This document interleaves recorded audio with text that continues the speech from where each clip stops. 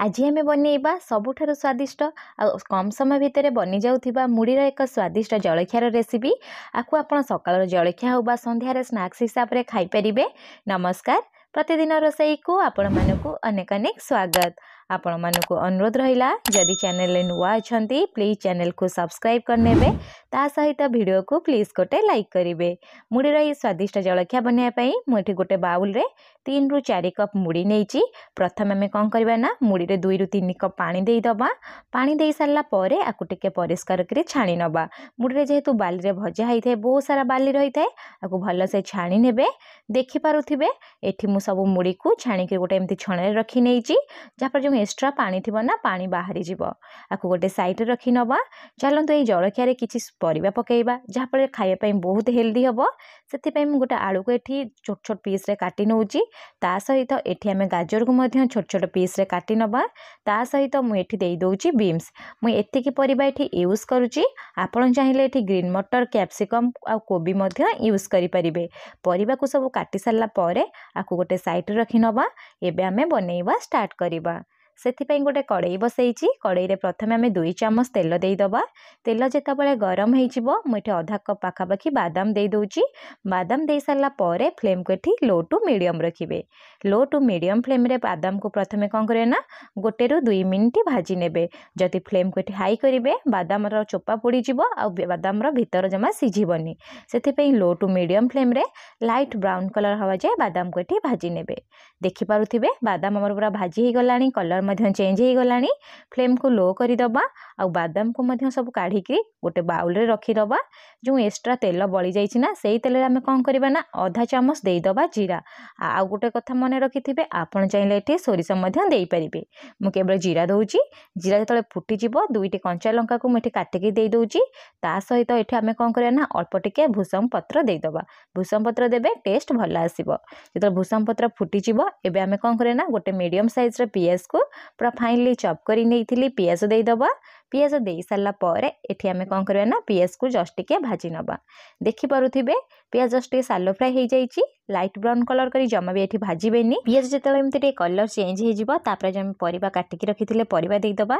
प्रथम हमें कोन करे ना आलू देई दबा। आलू जेहेतु अधिक समय टे लागे सिझिबा पई सेते पई आलू देबे। आलू देई सारला परे 1 रु 2 मिनिट आलू को एठी कोन करबे ना भाजी नेबे।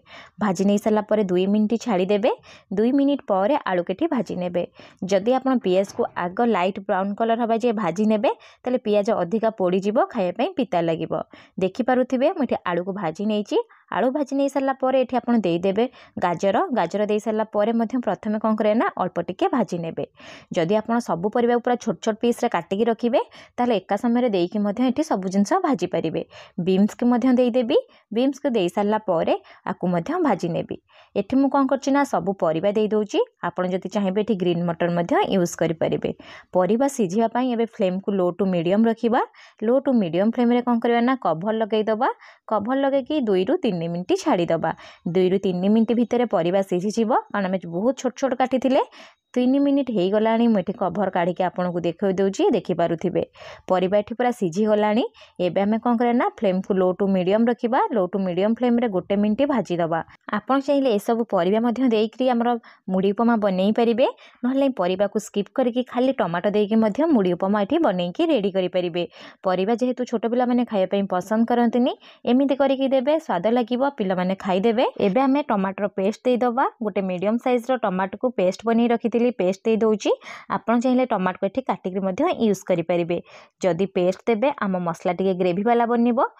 तापरे कोन करबी ना 1 मिनिट गोळेई नेबी। 1 मिनिट परे स्वाद हिसाब रे एठी हमें कोन करे ना लूण देई दबा। लूण देई सारला परे आकु टिके जस्ट मिसेई नबा। टमाटो सिझिबा पई एठी हमें कोन करे ना कवर लगेई दबा। कवर लगे कि फ्लेम को लो टू मीडियम रखिबा। लो टू मीडियम फ्लेम रे पाखापाखी 2 रु 3 मिनिट एठी छाड़ी दबा।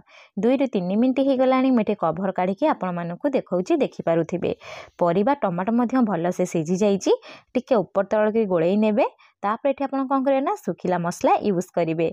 मसलार मुझे दे दूची आधा चामच काश्मीरी चिली पाउडर कलर भल आसब। ता सहित आधा चामच ये आम देदेवा धनिया गुंड ता सहित अल्प टिके देदेवा हलदी गुंड। एतिकी बेसिक मसला मु यूज करुँची।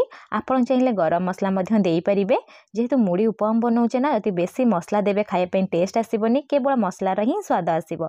से अल्प टिके ही मसला यूज करेंगे। मसला दे सारापर 1 मिनिट कौन करें ना कषि ने तापर कषि सारापर ये कौन करें ना आधा चामच मैगी मसला देवे देखिए टेस्ट भल आसब। मैगी मसला टोटाली ऑप्शनल अच्छी आपड़ चाहिए स्किप करेंगे। एबे आमे कौन करें ना 1 ରୁ 2 चामच पानी देदबा जेहेतु आम शुखला मसला यूज करें ना मसला सीझापी 2 चामच पानी दे सारापर मुझे कौन करी ना आपको टे भलसे 1 ରୁ 2 मिनिट मिसई नेबी। मिसई सारापर जस्ट 1 मिनिट कौन करेंगे ना कभर लगेदेवे। कभर लगे 1 मिनिट छाड़देवे। 1 मिनिट पर मुझे कौन करना कभर काढ़ी आपण मानक देखा देखिपे मसला पूरा सीझीगला। देखु पूरा तेल छाड़ा स्टार्ट हो गला। एबे आमे कौन करें ना आपको टे जस्ट मिसई नवा। मिसई सारापर ये आप कौन करें ना पाखापाखि 1 ରୁ 2 मिनिट छाड़देवे। तापर कौन करें ना जो मुड़ी को आप धोईकी छाणिकी रखी मुड़ी को ये देदेवे। मुड़ी को दे सारापर फ्लेम को ये मीडियम रखिए। मीडियम फ्लेम रे पाखापाखि 1 ରୁ 2 मिनिट ये कौन करें ना मुड़ी को भलसे मिसई ने देखिपे मुझे मिसई सारा। लास्ट को आम जो भाजिकी रखि बादाम को देदेवे ता सहित अल्प टिके धनिया पत्र काटिकी देदेवे। धनिया पत्र वाले ऑप्शनल अच्छी आपड़ चाहिए देपारे ना ना स्किप करेंगे। दे सारापर आपको टे जस्ट मिसई ने। एबे आमर गरम गरम मुड़ी उपमा बनिकी रेडी सरला। आपन को थरे घरे बनातु केमिति बनिला मो सहित कमेंट सेक्शन रे शेयर करंतु। एते स्वादिष्ट लागिबो जे आपन बारंबार इच्छा करिवे बनेया पई। जदि भिडियोटी आपन मानको पसंद आसीची प्लीज गोटे लाइक करिवे। पुणी देखा नेक्स्ट भिडियो रे। रहिली धन्यवाद।